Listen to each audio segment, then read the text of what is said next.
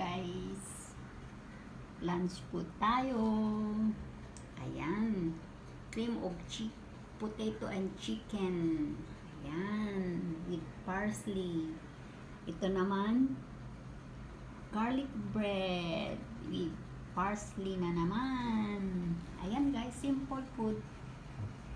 Kasi ayaw kong minatira pang bread. It will be expired today. No?